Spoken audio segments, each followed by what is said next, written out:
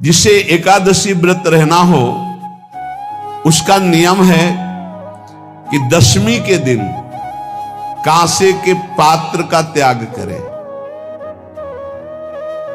वैष्णव सिद्धांत है कि कभी जिसमें मांस बना उस रसोई का भोजन न ग्रहण करे। मसूर की दाल, चना की दाल, कोदों और कोई भी शाक, शहद, दूसरों का अन्न, दोबारा भोजन और मैथुन, ये दशमी के दिन त्याग दे। एक बार दशमी के दिन भोजन करे 24 घंटे में, क्योंकि एकादशी रहना है। कांसे का पात्र, जिस रसोई में मांस बना उसके भोजन का त्याग, मसूर की दाल, चना, कोदो, शाक, मधु अर्थात शहद और दूसरे के द्वारा दिया हुआ भोजन और दोबारा भोजन और मैथुन क्रिया, इनका दशमी के दिन कभी भी प्रयोग ना करें। इन 10 वस्तुओं से वैष्णव दूर रहे दशमी के दिन। फिर एकादशी के व्रत में, ये पीछे तो हम वर्णन कर ही चुके हैं, कहीं नहीं आया यहाँ कुटू का कचौड़ी पकौड़ी और सिंघाड़ा का हलवा और ये दुनिया के खीर और सब। ये एकादशी के दिन किसी भी तरह की गेम आदि क्रीड़ा ना खेले। जैसे अब आज व्रत है तो बैठे हैं अपना मोबाइल में गेम खेल रहे हैं, ऐसा कोई भी क्रीड़ा नहीं। द्वैत क्रीड़ा, किसी भी तरह का गेम, ये सब खेल नहीं।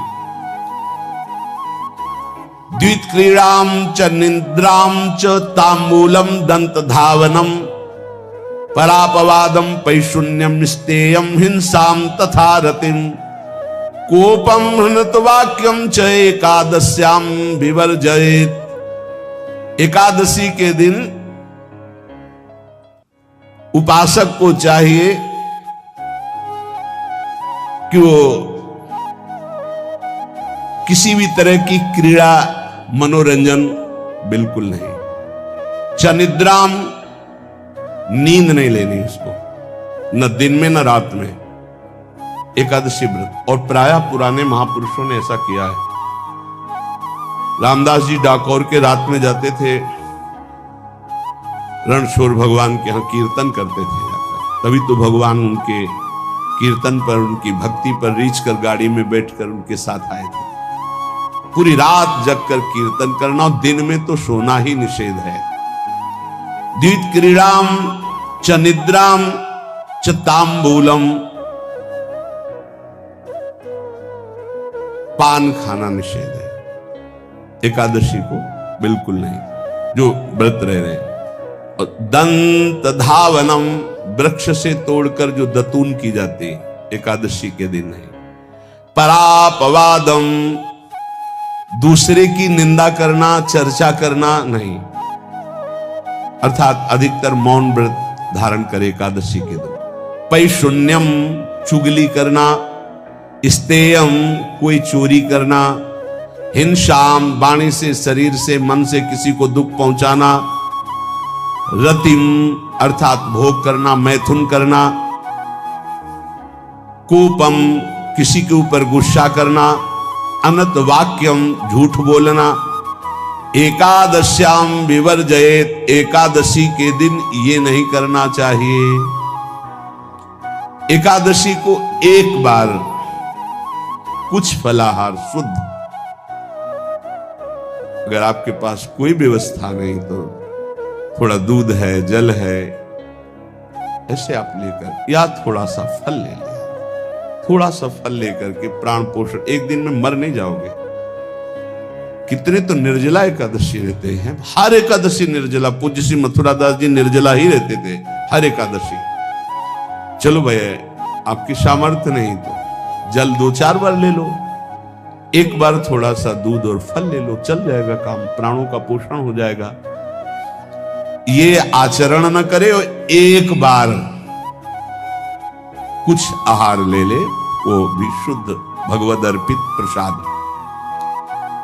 फिर द्वादशी को काश्यम मांसम सुराम छौद्रम तैलम वितथ भाषणम व्यायामं च प्रवासं च पुनर्भोजन मैथुने अस्पृश्य स्पर्श मासूरे द्वादश्यां द्वादश त्यजेत।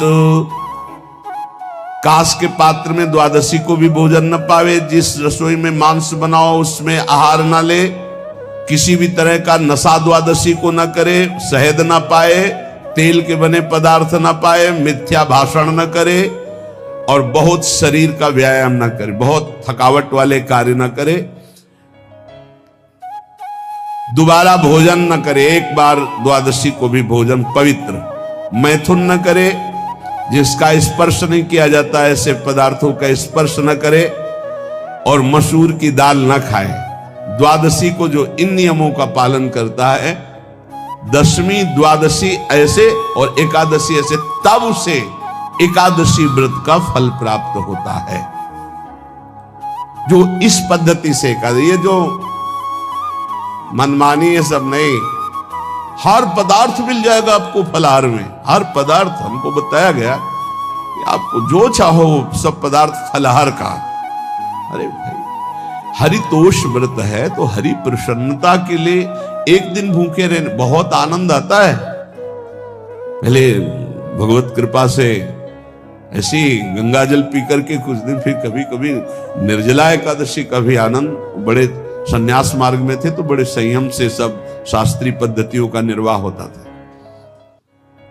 उपासक को चाहिए कि इन नियमों से व्रत का अनुष्ठान करे, मनमानी आचरण न करे। सबसे प्रार्थना जो एकादशी रहते हो, हरितोष व्रत इसे कहते हैं, भगवान की प्रसन्नता के लिए रहा जाता है, रहना चाहिए। जो अपनी आचार्य परंपरा में है, जैसे जिनका सिद्धांत है, पर रहने का सिद्धांत ये श्री सनत कुमार जी वर्णन, श्री सनक जी महाराज, ये सनत कुमार जी वर्णन की। सनक जी महाराज कह रहे हैं, यदि भगवान का आश्रय नहीं, सत्संग नहीं है, तो इन चार में से एक हो तो नाश कर देता, फिर चारों हो तो सर्वनाश हो जाता है। यौवनम धन संपत्ति प्रभुत्व विवेकता एकैपमप्यनर्थाय किमु यत्र चतुष्टयम। यदि सत्संग नहीं है, यदि भगवद आश्रय नहीं है, खूब धन हो, जवान अवस्था हो, बढ़िया पद मिला हो, प्रभुत्व चलता हो और अज्ञान हो, फिर क्या कह रहा है? बोले ये चारों जहां मौजूद होते हैं वहां सर्वनाश का खेल शुरू हो जाता है। अगर इनमें से एक हो तो सर्वनाश करने में पर्याप्त है, और अगर चारों हो तो फिर क्या कहना है? यौवनम, जवान हो, धन संपत्ति, खूब रुपया पैसा हो, प्रभुत्व, कोई पद हो, कोई अधिकार हो बड़ा, फिर अविवेकता और अज्ञानी हो, तो बोले एक नाश कर देगा, फिर चारों तो नाश ही कर देंगे। अगर सत्संगी है तो ये चारों महान कार्य कर देंगे। क्या यौवनम, जवान है, खूब दूसरों की सेवा, मेहनत पूर्वक धन संपत्ति कमाकर माता पिता की सेवा, परिवार की सेवा। हे माता पिता, हमारा वेद कहता है मातृ देवो भव, तैत्तरीयोपनिषद, मातृ देवो भव, पितृ देवो भव, आचार्य देवो भव, अतिथि देवो भव, यान्य नवद्यानि कर्माणि तानि सेवितव्यानि नो इतराणि, यान्यस्माकः सुचरितानि तानि तोयोपास्यानि नो इतराणि, ये के चास्माच्छेयाः सो ब्राह्मणाः तेषां त्वया स्नेन प्रश्वसितव्यम, श्रद्धया देयम, अश्रद्धया देयम, श्रिया देयम, ह्रिया देयम, भिया देयम, संविदा देयम। वेद कहता है मातृदेवो भव, माता साक्षात हमारी भगवान है। देव हरि को कहते हैं, केशव देव जिसे कहा, हरि को कहते हैं, गोविंद देव। मातृ देव, माता भगवान है। धिक्कार है उन पुत्रों को जो अपने माता के द्वारा पोषित किए हुए शरीर से हाथ उठाते हैं अपने माता पिता के ऊपर, नरक में तुम्हारी जो दुर्दशा होगी भोगोगे। एक हमको दिखाया गया दृश्य कि अपनी माता की कोख में लात मारता है, थप्पड़ मारता है, पिता बैठा है उसको लात मारता है, थप्पड़ मारता है, बाल घसीट कर गेट तक माता को ले जाता है। अब इनकी जो दुर्दशा होगी ये बोल नहीं पाएंगे, बता नहीं पाएंगे। ऐसी जगह मारा जाता है कि बस तलकते रहो, कुछ कह नहीं सकते, घोर नरकों की प्राप्ति होती। वेद कहता, तैत्तिरीयोपनिषद, मातृ देवो भव, ध्यान से सुन लो, सत्संग है, ये माता साक्षात भगवान है। अगर तुमने मारा, वाह भर करके इसके आंसू गिरे, जितने आंसुओं की बूंद से भूमि के कण भींजेंगे उतने कल्प तक नरक भोगोगे। ध्यान रखना, तुम्हारा कभी यश, कभी कीर्ति, कभी श्री, कभी हिरी, ये कभी तुम्हारे उदय नहीं हो सकती। तुम्हारा सर्वनाश हो जाएगा अगर मां पे हाथ उठाया। पितृदेवो भव, पिता साक्षात भगवान है। देखो भगवान अवतरित हुए तो प्रात काल उठी कै रघुनाथा, मातु पिता गुरु नावहि माथा। आचार्य देवो भव, माता साक्षात भगवान है, पिता साक्षात भगवान है, आचार्य गुरुदेव साक्षात भगवान है। जो अपनी माता को, अपने पिता को दुख देता है, अपने गुरुदेव की अवहेलना करता है, उसका कभी मंगल हो सकता है? वो कभी सुख प्राप्त कर सकता है? वेद कहता है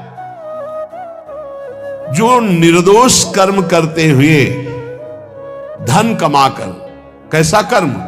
निर्दोष कर्म करते हुए धन कमाता है और उस धन से अपने बूढ़े माता पिता और गुरुजनों की सेवा करते, जीवन धन्य है।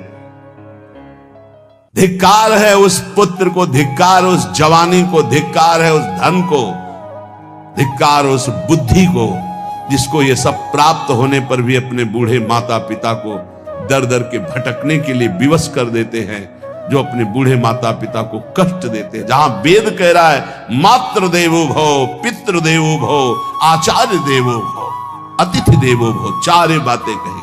अतिथि देवो भव, अगर बिना परिचय के कोई आ गया, कह रहा भूखा हूं, भोजन पवा दो, भगवान पधारे हैं, हम कह रहे मत अंदर आने दो, गेट के बाहर पवा दो, तुम्हारा संशय, पर उसे भूखा मत जाने दो। अतिथि देवो भव, जो निर्दोष कर्म करके अर्थ कमाकर अपने माता पिता गुरुजनों की सेवा करता है, उसी का जीवन धन है। पशुवत आचरण, मनुष्य शरीर प्राप्त करके राक्षस आचरण, राक्षसों की यही पहचान होती है। मां नहीं मातु, पिता नहीं देवा, साधुन ते करवा वही सेवा। तुम्हारे जो पुण्य है ना सब भस्म हो जाएंगे, आप खिलवाड़ मत समझो। वो विरक्त है, भले तुम्हें नौजवान दिखाई दे रहा है, वो शरणागत है, जो आचार्य ने मंत्र दिया वही गुरु परंपरा से चला रहा, वही मंत्र उसमें। आप उसको बोल रहे हमारे लिए कुर्सी डालो, पैंट शर्ट पहने हो, कुर्सी डालो। हाँ, आप असमर्थ हो तो हाथ जोड़कर प्रार्थना कीजिए कि बैठने में हमारी टांग टूट गई है, हम बैठ नहीं पा रहे हैं, क्या व्यवस्था हो सकती है क्या?